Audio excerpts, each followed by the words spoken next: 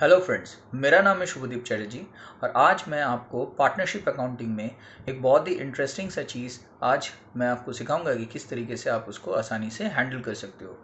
Suppose करिए कि interest on capital, salary या कोई दूसरे आइटम जो कि as per the partnership deed एक पार्टनर को मिलना चाहिए था, वो अगर बाय मिस्टेक ओमिट हो गया है, तो आइए सीखते हैं कि किस तरीके से एक सिंगल जर्नल एंट्री के ज़रिए हम लोग उसको रेक्टिफाई कर सकते हैं। तो without wasting any more time, let's get started.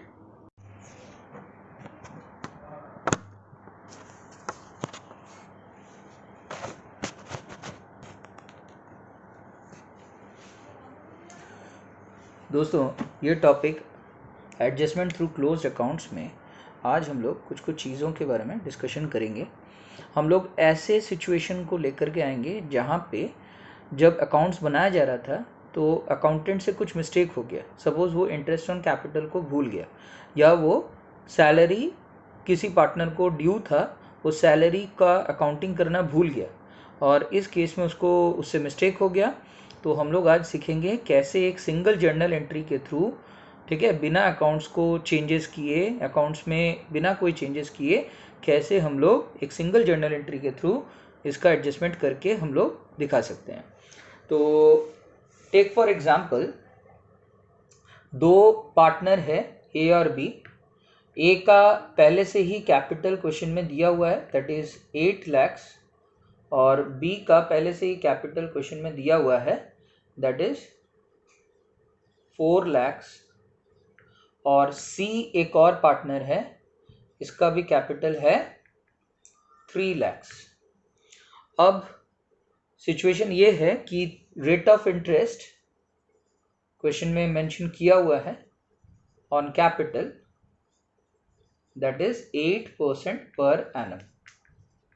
और ये जो पार्टनर्स हैं, इनका प्रॉफिट शेयरिंग रेशियो, जिसको शॉर्ट में मैं PSR लिख रहा हूँ, दैट इज 2:1:1 है।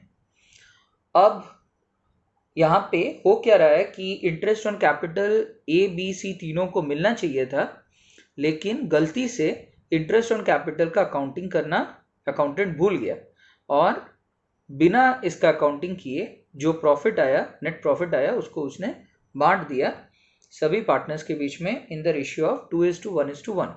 तो आइए देखते हैं कि किस तरीके से हम लोग इसको रेक्टिफाई कर सकते हैं।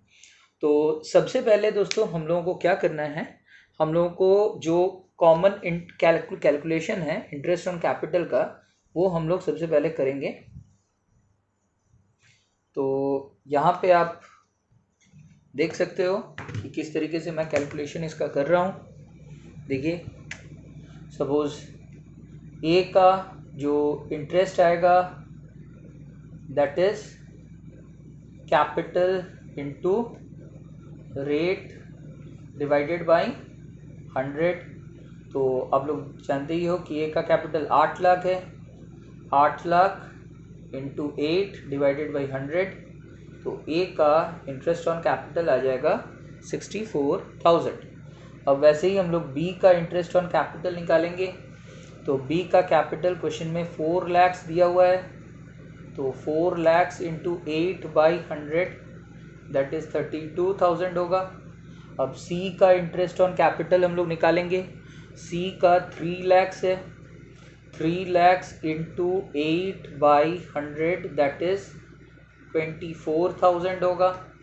तीनों को ऐड करेंगे तो हम लोगों का टोटल इंटरेस्ट जो आएगा, that is 64 plus 32, 96, 96 plus 24, that is 1,20,000 rupees is the total interest. अब देखिए इसको कैसे हम लोग रेक्टिफाई करते हैं।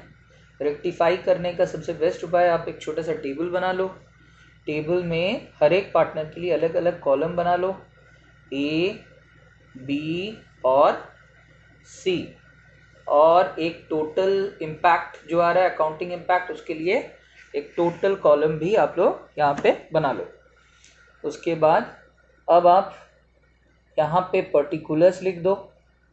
पर्टिकुलर्स में आप सबसे पहले डाल दो इंटरेस्ट ऑन कैपिटल जो कि पार्टनर्स को मिलना चाहिए था। ए का 64,000, बी का 32,000 और सी का 24,000। इन तीनों को आप ऐड कर दो, ऐड करके दिखा दो, टोटल में 1,20,000। अब ये जो टोटल इंटरेस्ट है 1,20,000, इसको आप बांट दो प्रॉफिट शेयरिंग रेशियो में। 1,20,000 डिस्ट्रीब्यूटेड इन 2:1:1। तो 2:1:1 में हम लोग बांटने जा रहे हैं। देखिए 2 डिवाइडेड बाई 4 इंटू 1,20,000, फिर वैसे ही 1 डिवाइड बाई 4 इंटू 1,20,000 इधर होगा बी के केस में, और सी के केस में 1/4 इंटू 1,20,000 होगा। तो यहाँ पे आप देख सकते हो, यहाँ पे आपका 60,000 रुपीज़ आएगा ए का। बी के केस में आप देख सकते हो यहाँ पे आपका 30,000 रुपीज़ आएगा, और सी के केस में भी आपका 30,000 रुपीज़ यहाँ पे आएगा। टोटल भी आप करके लिख दो, टोटल इज़ 1,20,000 रुपीज़। अब आप डिफरेंस को निकालो, जो लास्ट स्टेप है that is calculation of the difference. तो डिफरेंस आप देख ही रहे हो, ए के केस में 64 minus 60 that is equal to 4,000, B के केस में 32,000 माइनस 30,000 दैट इज 2,000, और सी के केस में 24,000 माइनस 30,000 दैट इज 6,000। हम लोग यहाँ पे कोई प्लस माइनस साइन नहीं देंगे क्योंकि अल्टीमेटली हम लोग जर्नल एंट्री करने वाले हैं इसका। तो अब आप ऐसे सोचो एंट्री करते समय कि एक को आपको पे करना चाहिए था 64,000, अब आप उसको कम पे किए हो, आप उसको 60,000 ही पे किए हो। तो जिस आदमी को आप कम पेमेंट करोगे वो तो आपसे पैसा मांगेगा, तो जब वो आपसे पैसा मांगेगा तो आपके लिए वो अमाउंट, डिफरेंस का अमाउंट एक लायबिलिटी बन जाएगा। लायबिलिटी को हमेशा हम लोग क्रेडिट करते हैं, इसीलिए मैं सी आर लिख रहा हूँ। सी आर का मतलब क्रेडिट होता है ए के लिए। बी के केस में क्या है, बी के केस में बी को आप 32,000 देने वाले थे, लेकिन आपने बी को भी कम पैसा दिया, बी को आपने 30,000 का पेमेंट किया, तो 2,000 यहाँ पे बी को कम मिला। तो 2,000 बी को कम मिलने की वजह से ये भी आपके लिए लायबिलिटी बन गया, आपको बी को भी 2,000 पेमेंट करना पड़ेगा।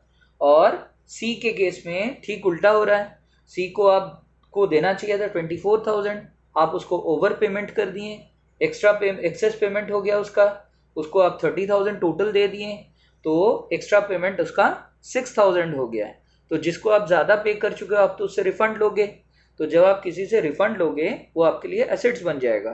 तो दैट इज वाई आप इसको क्या करो, डेबिट करो, assets always to be debited. अब आप इसका जर्नल एंट्री मैं करने वाला हूं। देखिए जर्नल एंट्री बहुत ही आसान होगा। जर्नल एंट्री क्या होगा, journal entry will be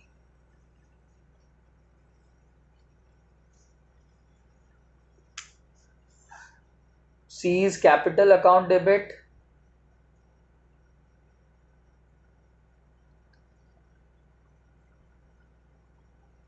to A is capital account, to B is capital account। C का कैपिटल अकाउंट को डेबिट कर दो 6,000, A को क्रेडिट कर दो 4,000 और B को क्रेडिट कर दो 2,000। नरेशन डाल दो, being interest on capital adjusted through partners capital. ठीक है, तो इस तरीके से हम लोग इस टॉपिक को कंसिडर करेंगे।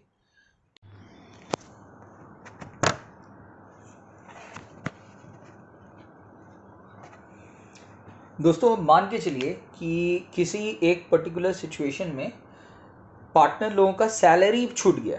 ठीक है, पार्टनर लोगों को सैलरी पेमेंट करना था, वो सैलरी अकाउंटेंट ने भूल गया, उसको रिकॉर्ड करना ही भूल गया। मान के चलिए दो पार्टनर हैं, mister A, mister B. Mister A का सैलरी है suppose 5,000 rupees per month and B का है सपोज 3,000 रुपीज़ पर क्वार्टर। और इस केस में यहाँ पे प्रॉफिट शेयरिंग रेशियो हम लोगों को चाहिए होगा। तो सपोज प्रॉफिट शेयरिंग रेशियो 2:1 है। तो इस केस में देखिए हम लोग कैसे इसको रेक्टिफाई करते हैं, through a single journal entry. सबसे पहले तो हम लोग सैलरी कैलकुलेशन करेंगे। तो salary of A 5,000 rupees per month है, into 12 months, that is equal to 60,000 rupees, salary of A. Salary of B, B का सैलरी का कैलकुलेशन होगा 3,000 per quarter into, there are 4 quarters in a year, तो 3,000 into 4 that is equal to 12,000। अब salary का calculation कर लेने के बाद हम लोग वैसे ही एक छोटा सा टेबल के जरिए मैं इसको बना करके दिखा रहा हूं। देखिए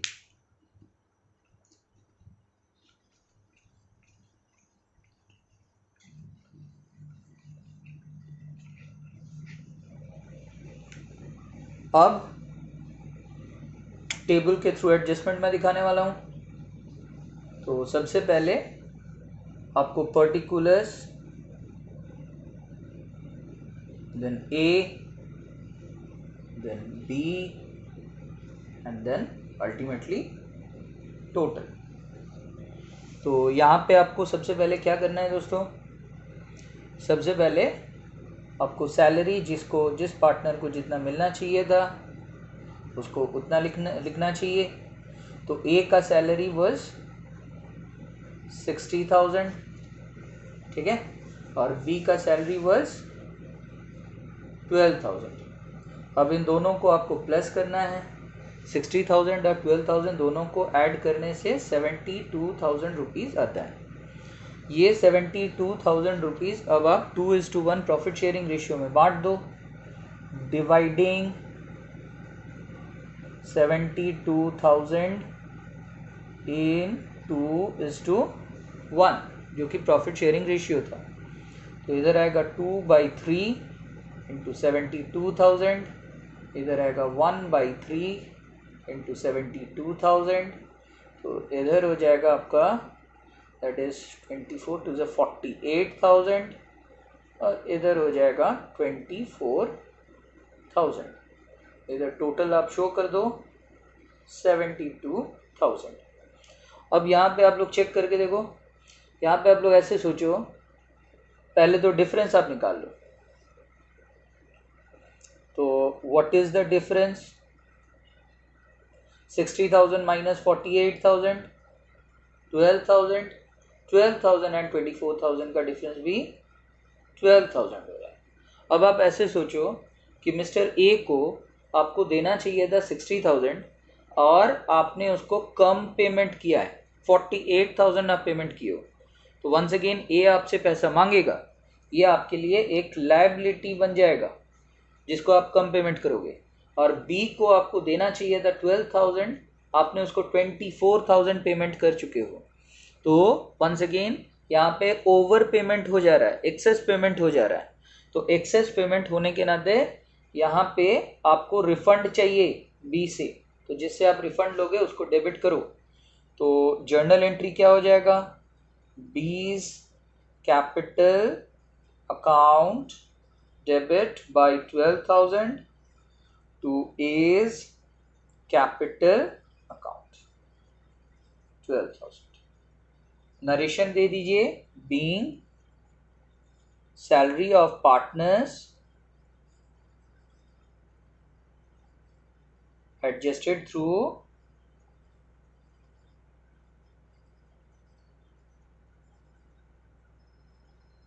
कैपिटल अकाउंट्स।